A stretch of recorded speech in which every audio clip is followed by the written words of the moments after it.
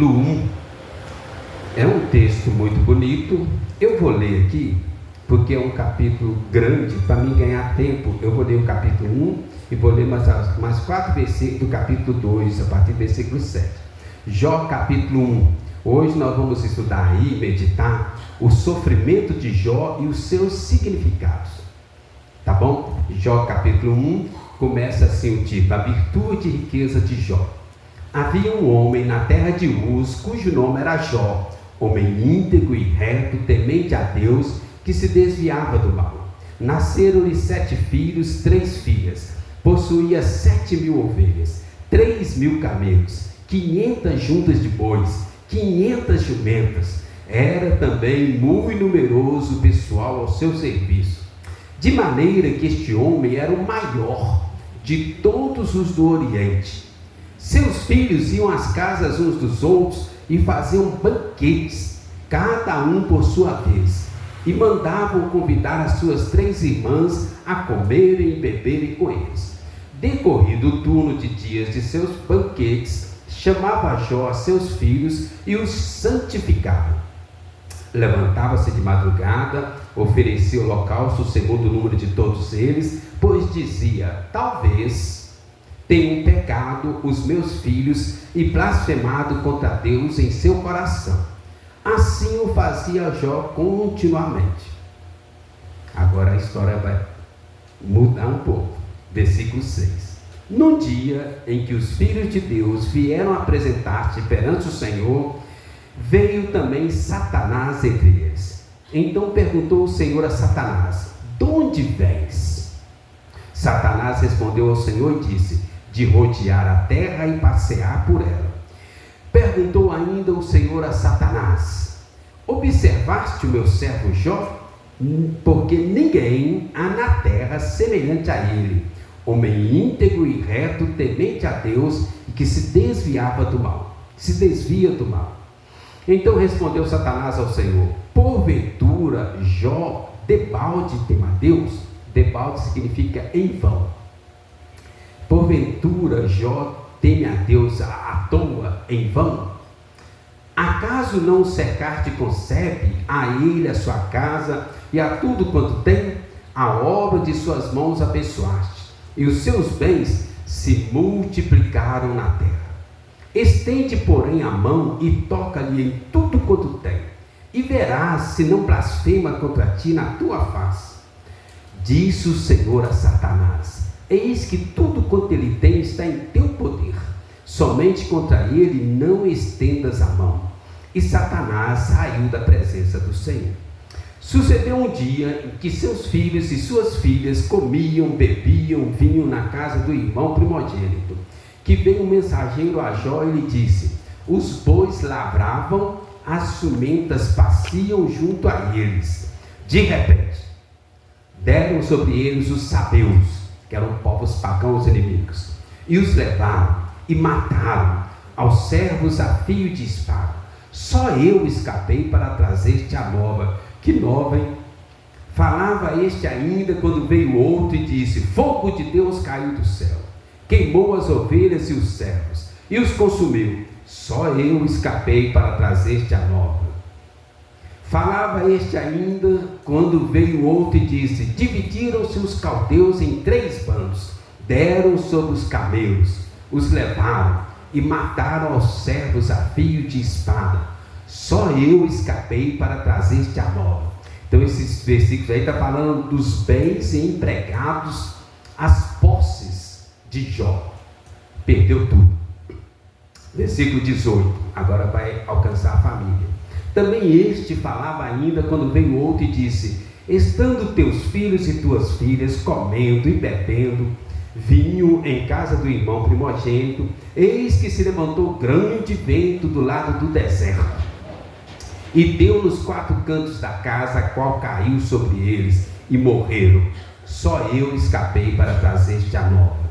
Então Jó se levantou, rasgou o seu manto, rapou a cabeça, lançou-se em terra e adorou, e disse: nu saí do ventre da minha mãe, e nu voltarei. O Senhor deu, o Senhor tomou, bendito seja o nome do Senhor. Vamos ler o versículo 22 juntos? Em tudo isto Jó não pecou, nem atribuiu a Deus falta alguma.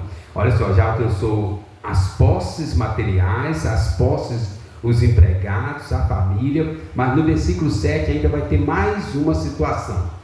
Capítulo 2, versículo 7. Então saiu Satanás da presença do Senhor e feriu a Jó, agora a própria saúde dele, de tumores malignos, desde a planta do pé até o alto da cabeça. Jó, sentado em cinza, tomou um caco para com ele raspar-se. Então sua mulher lhe disse: ainda conservas a tua integridade? Amaldiçoa a Deus e morre.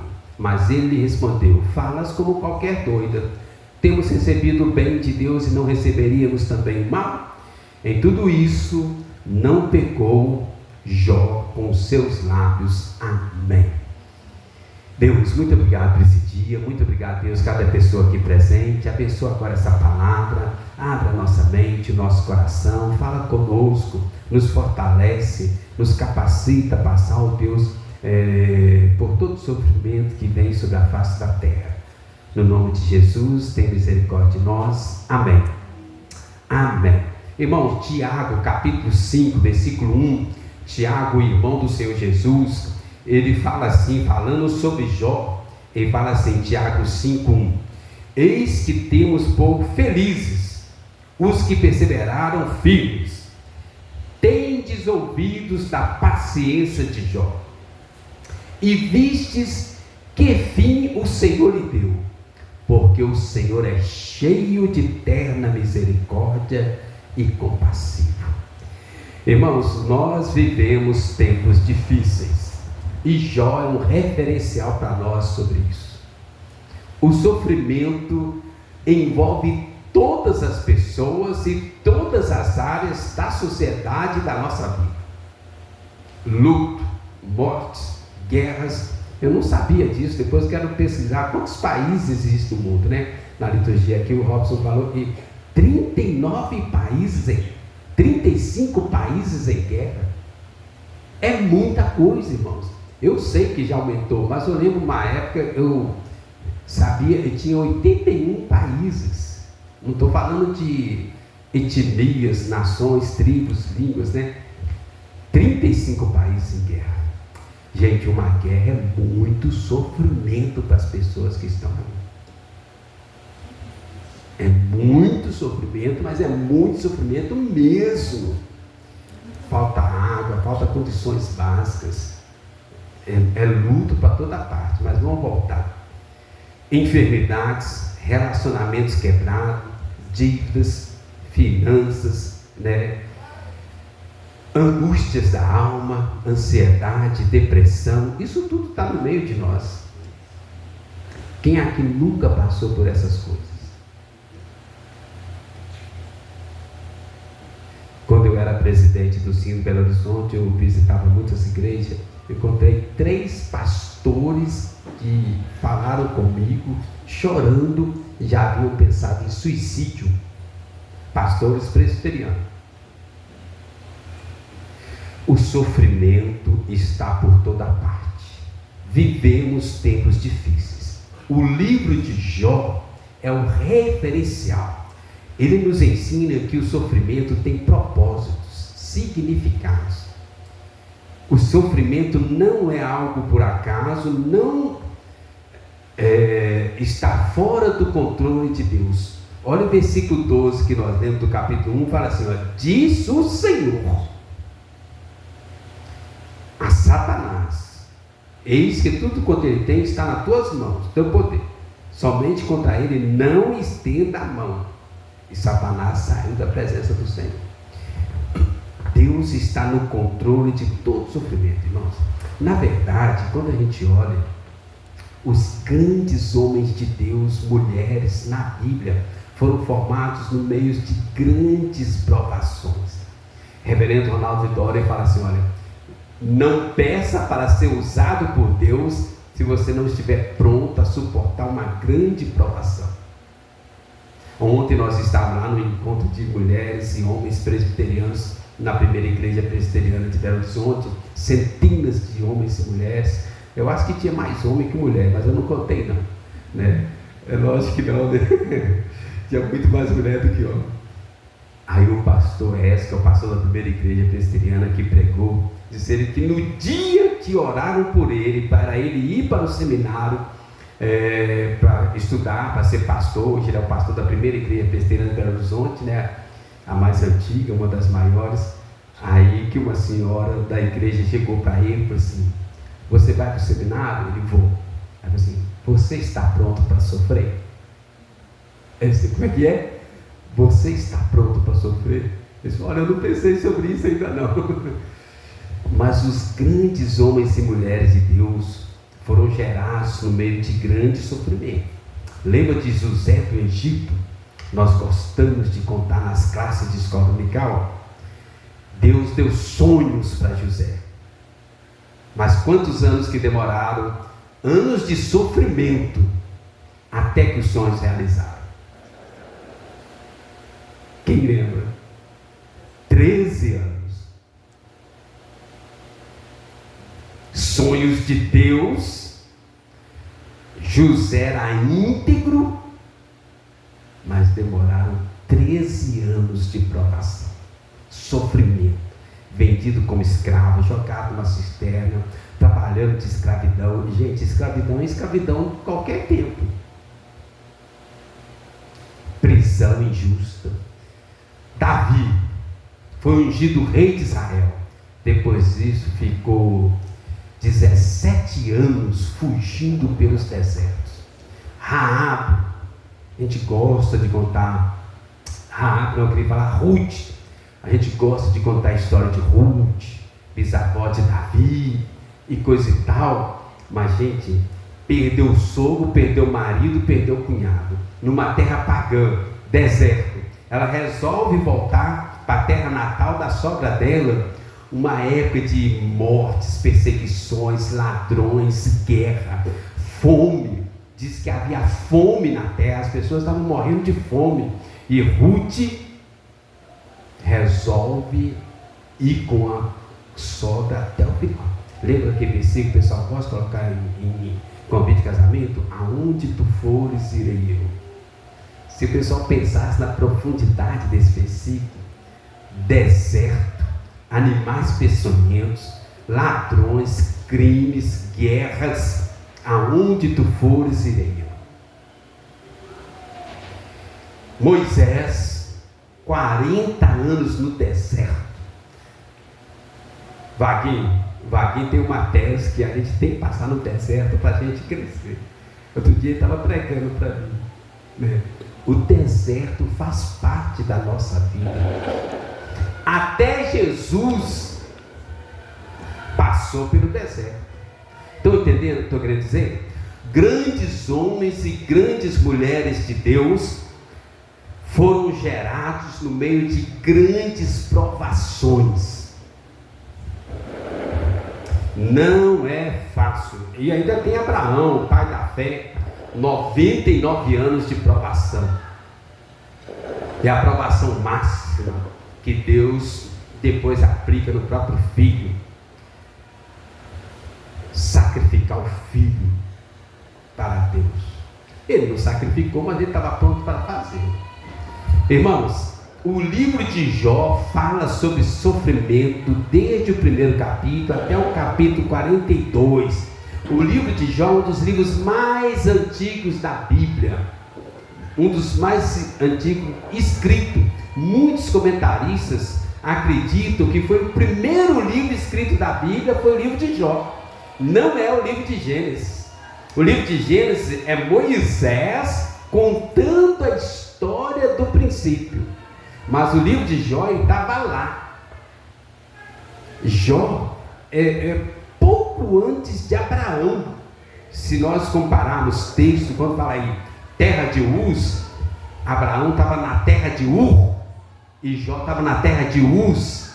Então os comentaristas bíblicos falam, provavelmente Jó é o primeiro livro escrito da Bíblia, o mais antigo, e já estava falando de sofrimento.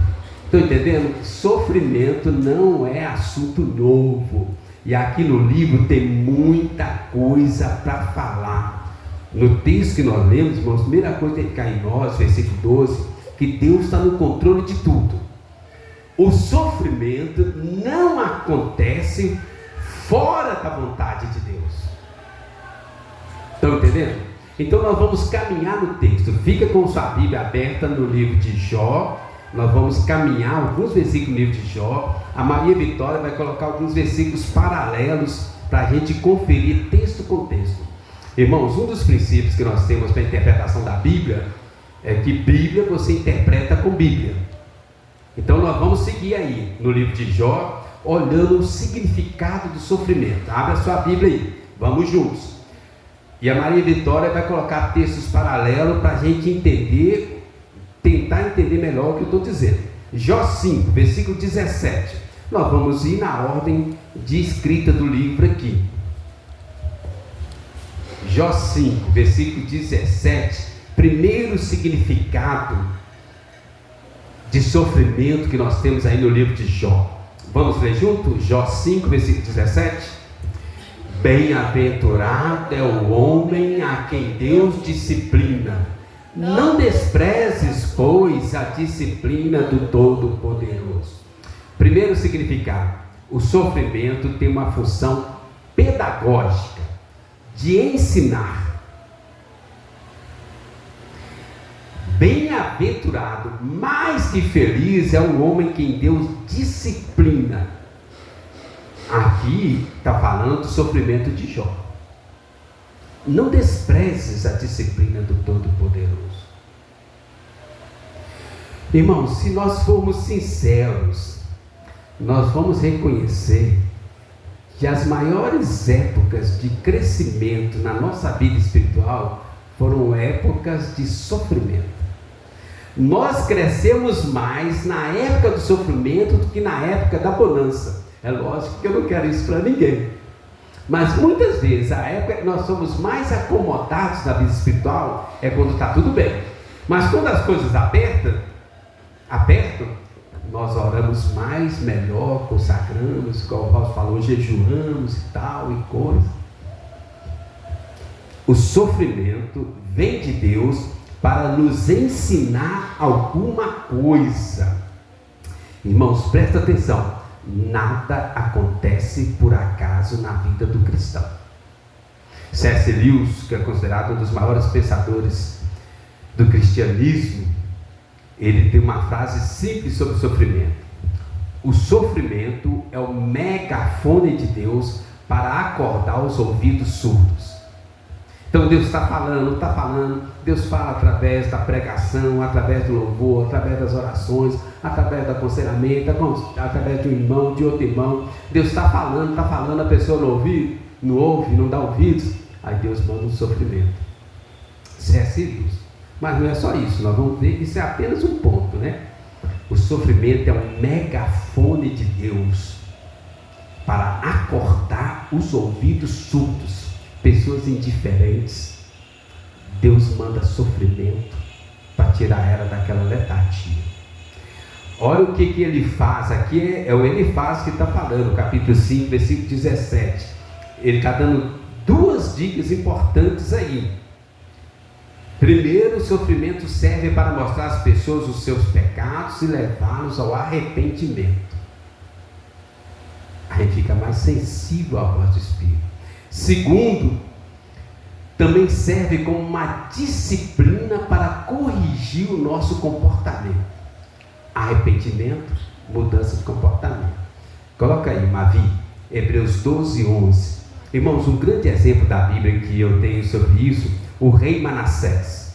O rei Manassés herdou um reinado maravilhoso do rei Ezequias, uma grande comemoração da Páscoa, recursos. Os inimigos tinham afastado. Diz que o rei Manassés fez pior do que todos os reis de Judá. A fartura, a bonança o levou a um relaxamento espiritual, um acúmulo de pecado.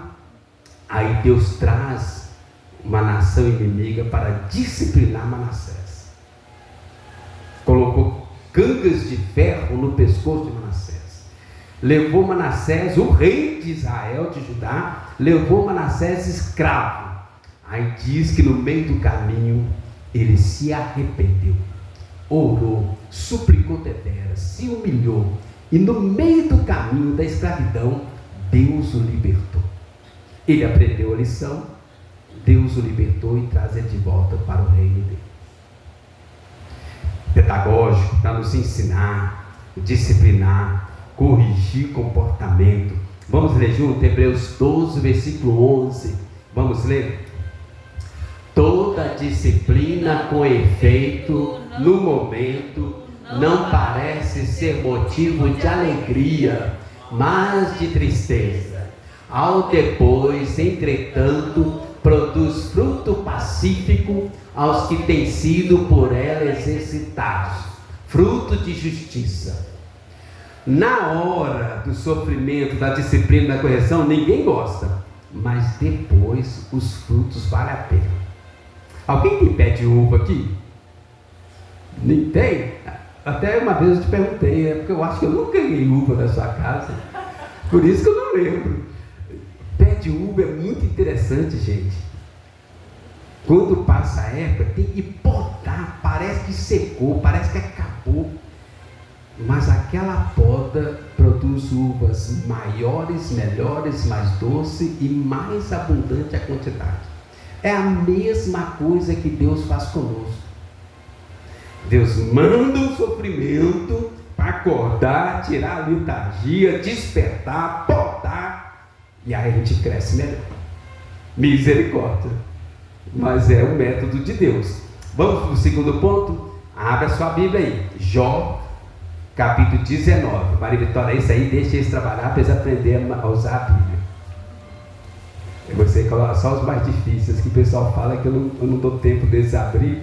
Aí a minha secretária para assuntos tecnológicos vai me ajudar. Jó 19, 25. Está todo mundo com a Bíblia em Jó? Então tá fácil. Vamos ler juntos? Jó 19, 25.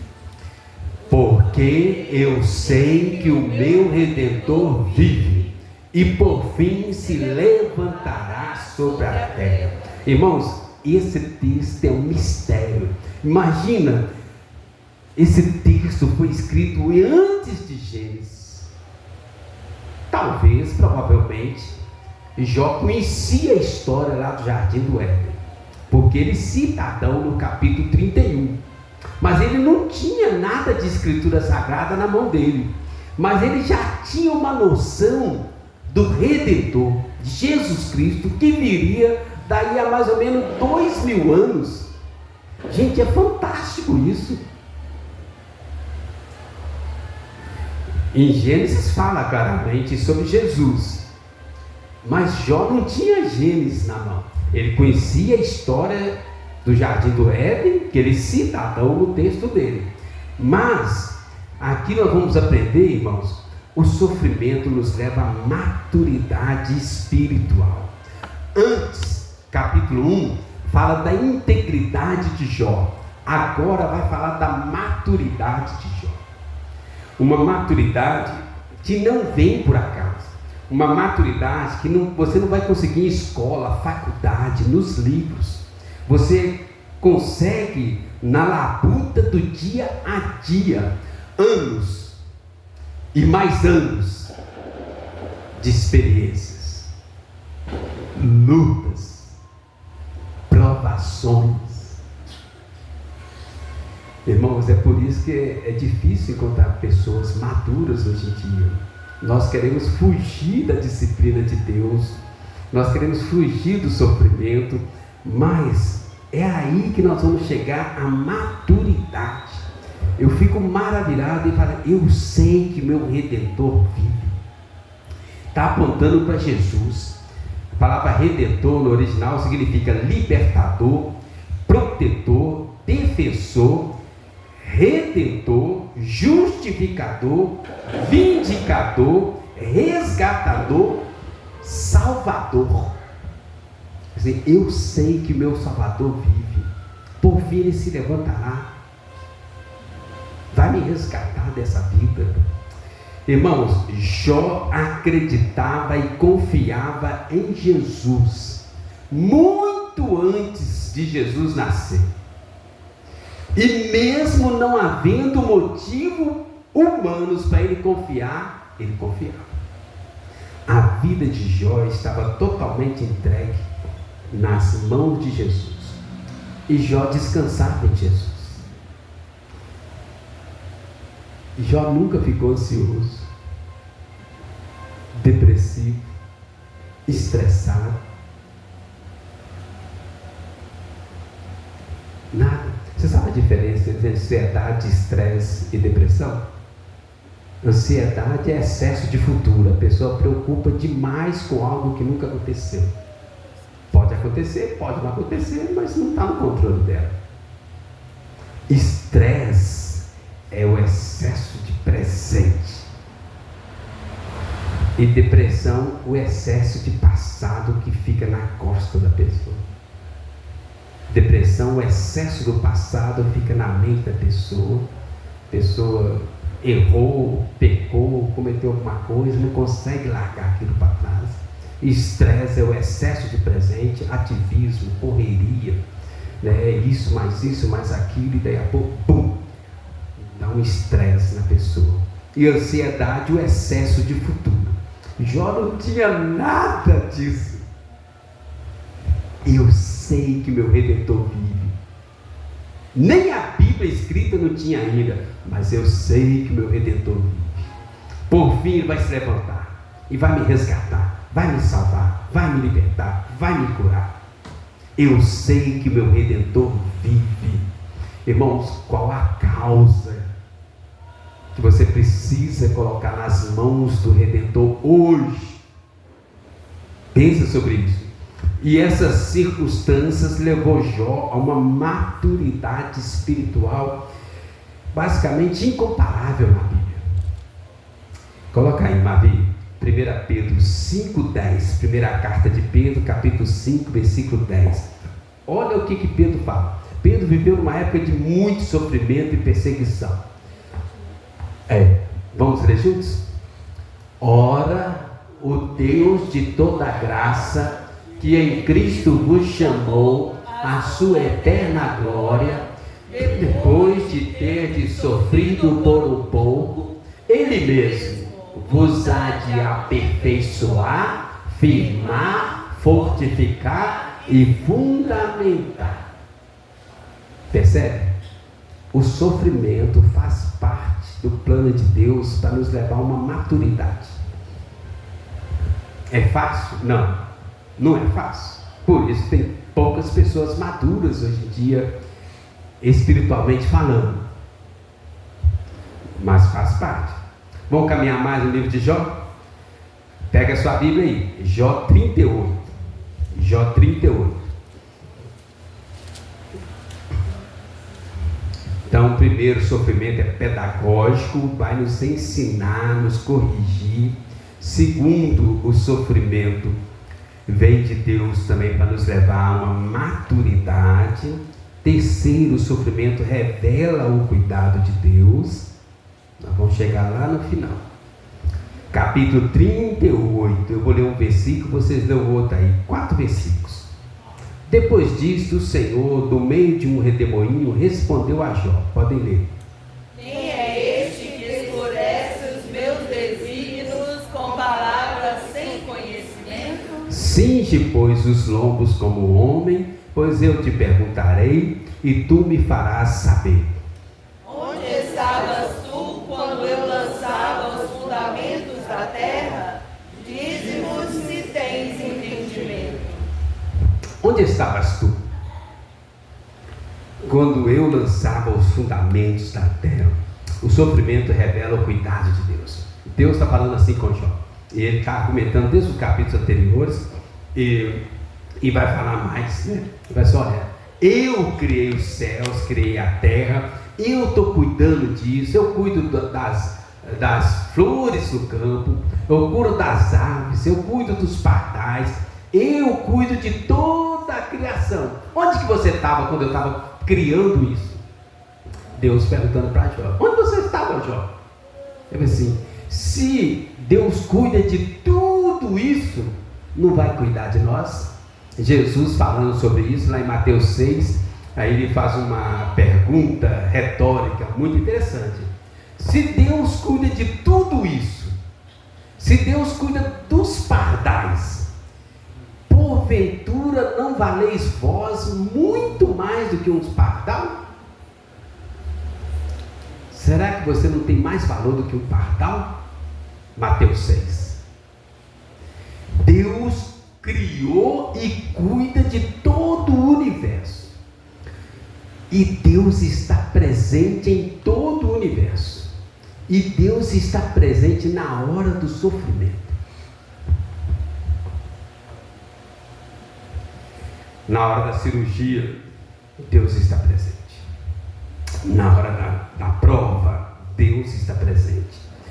Irmãos, mas Deus não apenas está presente, Deus se importa conosco. Quando os discípulos foram atravessar o mar da Galileia, que também é chamado Lago de Genezaré, veio a tempestade, Jesus cansado, porque Jesus também era homem, 100% homem, 100% Deus, Jesus dormiu. Veio a tempestade, parecia que o barco ia afundar. Aos discípulos: Senhor, tu dormes, não se importa. Imediatamente Jesus levantou, repreendeu o mar, cessaram os ventos. Marta e Maria, irmãs de Lázaro, lembram? Lázaro morreu, Jesus ainda demorou 4 dias. E aí quando Jesus chega lá, tinha 4 dias que ele estava sepultado. Aí primeira irmã, não lembro a ordem: Senhor, se estiver aqui, meu irmão não teria morrido. O Senhor não se importa? Depois vem a outra e repete as mesmas palavras. Aí Jesus chorou, porque Jesus se importa conosco. Aí todo mundo só: vede quanto ele o amava. E ele vai lá e ressuscita Lázaro. Irmãos, Deus cuida de toda a criação, Deus cuida de nós, Deus se importa conosco, até na hora do sofrimento. Deus aparece a Jó, para dar satisfação a Jó. Jó não entendeu muita coisa não, mas resolveu o problema. Gente, imagina o Deus criador dos céus e da terra. Imagina, você está lá passando um problema, uma dificuldade, aí você começa a orar, clamar, angustiar, né? Aquela oração que fala Romanos 8, né? Que aquela Fernanda Brum canta, né? Espírito Santo com gemidos inexprimíveis orando através de nós. Aí você está ali orando, clamando, aí Deus aparece na sua frente. E aí? Deus apareceu para Jó. Jó estava assim: se eu soubesse onde eu pudesse encontrá-lo, eu ia encher de argumento a minha boca. Capítulo 23. Se as minhas palavras fossem escritas no livro, e foi escrita no livro, escrito com ferro, para não apagar, ou ia apresentar para ele, diante dele. Aí Deus aparece: olha, eu criei isso tudo, eu estou cuidando disso tudo aí. Onde você estava?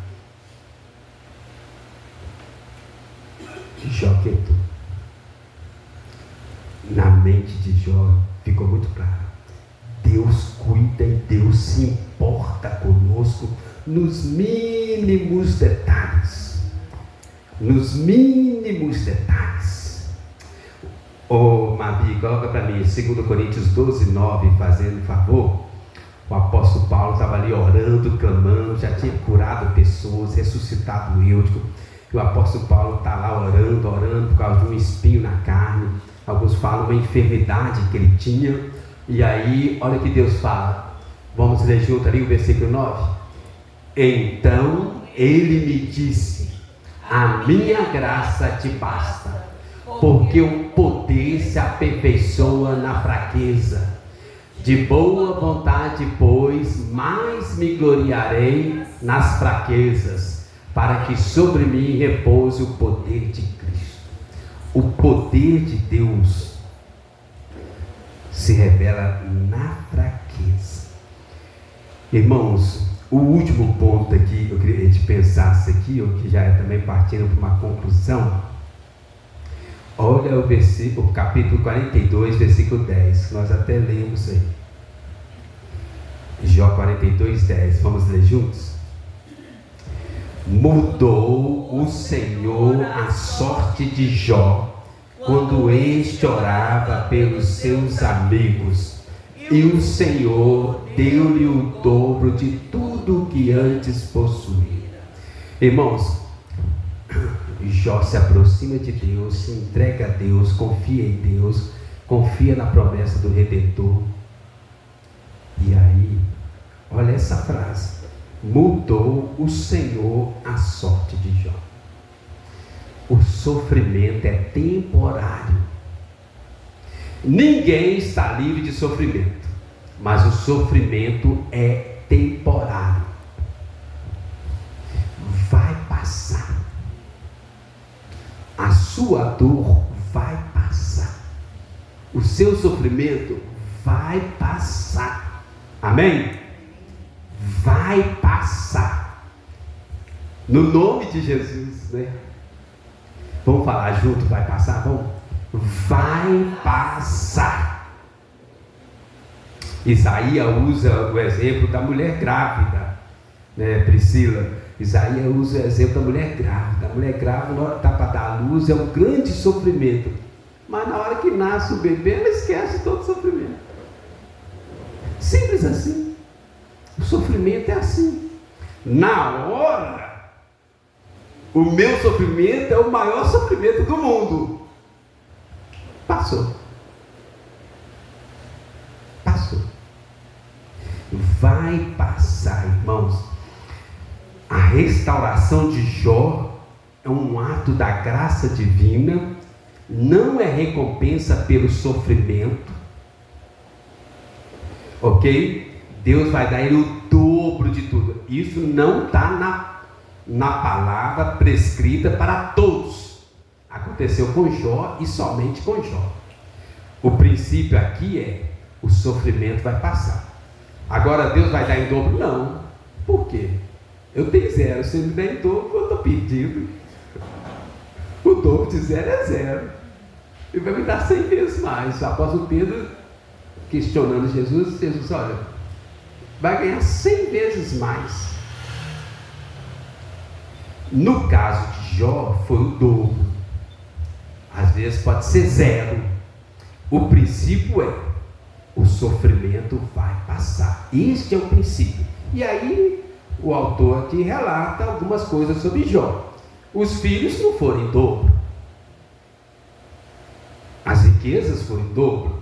Então, o princípio aqui não são os bens materiais nem os filhos. O princípio é: o seu sofrimento vai passar. É um sofrimento difícil, reconhecidamente, mas é temporário. Olha o que Paulo fala. E quem já leu a biografia de Paulo vai saber. O último texto, Mavi, 2 Coríntios 4. Segunda carta de Paulo aos Coríntios, capítulo 4, versículos 16 e 17. Irmãos, Paulo talvez, não sei, comparando com Jó, foi um dos homens que mais sofreu na Bíblia. É lógico que Jesus é incomparável, né? Jesus está muito acima em tudo, sofreu demais, desde o nascimento, a fuga para o Egito, a adolescência, a infância.